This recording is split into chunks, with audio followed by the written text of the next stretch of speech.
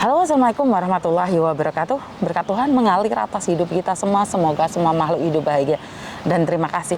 Oke, ada beberapa review pertanyaan-pertanyaan yang meminta dibahas perlakuan majikan. Kenapa sih jahat banget? Kenapa sih perlakuan majikan seperti ini, seperti itu? Kenapa sih perlakuan agent seperti ini, seperti itu? Oke, saya cuma ambil garis besarnya saja ya. Saya tidak bisa menghakimi bahwa apa yang saya katakan ini semuanya benar. Ini hanya menurut pengalaman saya saja. Jadi kalau Anda adalah majikan, kalau Anda adalah agent, kalau Anda adalah staff agent, atau kalau Anda adalah orang PT, atau bahkan Anda lah yang saya bicarakan, mari kasih saya komentarnya ya. Saya tunggu, karena mau tidak mau, suka tidak suka, semua data itu menurut pribadi saya. Jadi ceritakan juga pengalaman kalian di sini bersama saya, Yuni, TKW Hong Kong. Iya. Jadi bagaimana sih prosesnya untuk mengambil seorang CC dari Indonesia? Ini pertanyaan yang sering kali terjadi. Dan berapa sih biayanya itu untuk ambil CC saat ini yang dari Indonesia? Oke. Ini saya tidak tahu di Indonesia sana itu zero cost atau yang di Indonesia sana bayar ya. Saya ambil average saja buat seseorang yang sudah X atau tidak X. Apakah beda, Miss Yuni? Ada perbedaannya ya.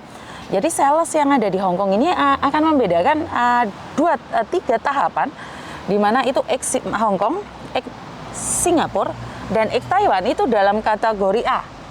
Terus X Malaysia, X Brunei, X Arab Saudi itu kategori 2, dan non-X yang tidak pernah bekerja sama sekali ataupun yang hanya ada di Indonesia itu adalah kategori ketiga. Dari situ marilah kita lihat permintaan dari majikan. Karena permintaan dari majikan itu kebanyakan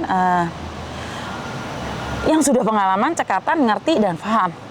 Pasti itu yang ditargetkan oleh majikan. Kenapa X Taiwan, X Singapura, dan X Hong Kong itu menjadi target utama di golongan A, di golongan 1, di mana sangat-sangat demand sekali, sangat-sangat dicari sekali. Tapi majikan sebenarnya bayarnya mahal, Mbak. Untuk yang X ini majikan bayarnya di agent itu lebih mahal dibandingkan dengan yang kategori 2 dan kategori 3. Kategori pertama ini biasanya itu sudah berpengalaman dan mengerti bahasa. Walaupun pada akhirnya majikan banyak yang komplain mereka tidak tahu apa-apa.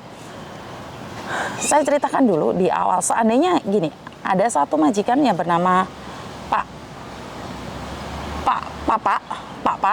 itu datang ke kantor dan cari pembantu untuk menjaga istrinya Papa ini. Jadi istrinya Papa ini sakit dan butuh bantuan, dan otomatis dia harus meng-hire seseorang yang sudah berpengalaman. Oke, jadi di plan pertama itu anggap aja harganya 20.000. Untuk plan kedua itu harganya 18.000. Untuk plan ketiga itu mungkin 16.000. Jadi plan A adalah yang sudah X, termasuk Hong Kong, Taiwan, Singapura, itu plan A. Plan B adalah Arab Saudi, Malaysia, dan Brunei. Dan plan C adalah yang belum pernah kemana-mana, hanya ada di Indonesia. Jadi kebanyakan dari majikan itu akan lihat yang plan E, itu harganya lebih mahal.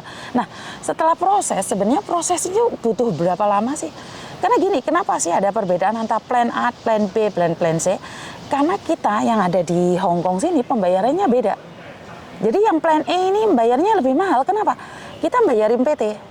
Jadi sering kali ini terjadi bahwa kita tidak tahu bayarnya berapa sih, Miss, bayarnya berapa sih, Miss. Itu tergantung. Jadi tergantung dari ketentuannya dari PT. Kalau plan E itu anggap aja harganya 3.000, saya harus bayarin PT 3.000. Kalau plan B itu harganya 1.000, terus plan C itu cuma 1.000. Atau bahkan karena tidak pengalaman gratis, jadi dijual begitu aja. Bisa dibilang seperti itu. Dan kenapa perilaku majikan itu sangat high expectation buat yang plan E? Karena merasa mengira bahwa mereka sudah tahu, sudah pengalaman, karena itu mereka high ekspektasinya lebih tinggi.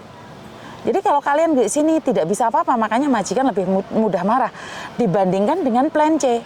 Anak yang C itu majikan sudah tahu bahwa kalian tidak tahu apa-apa. Jadi ini yang sering terjadi ya. Bahkan banyak dari mbak-mbaknya menanyakan, kenapa sih aku sudah X, majikan itu tidak mau terima saya apa adanya? Bukan tidak mau terima kau apa adanya, Mbak. Tapi memang dari ekspektasi mereka bahwa kamu itu bisa melakukan yang terbaik. Dengan harga yang paling mahal, kamu itu bisa melakukan yang terbaik. Oke, ini untuk plan A.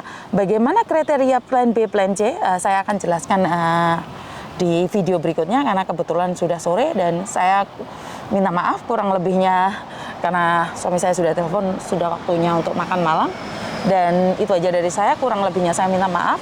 Wassalamualaikum warahmatullahi wabarakatuh. Berkat Tuhan mengalir atas hidup kita semua. Semoga semua makhluk hidup bahagia dan terima kasih. Bye-bye.